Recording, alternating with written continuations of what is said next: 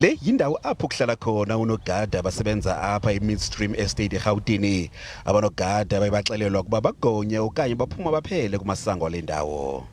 The letter that was sent to us by the landlord to inform us that should we decline vaccinating by the 31 August 2021, we should therefore be evicted from the barracks or our lease contract will be terminated.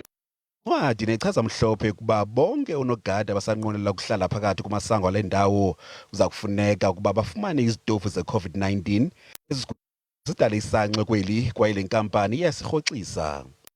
That since everyone has got a permanent home, this is just temporary accommodation.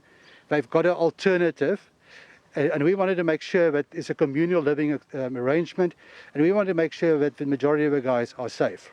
This was a potentially litigious matter which we would have wanted to take to court as a test case. But we are heartened by the posture that has been taken by the property management company.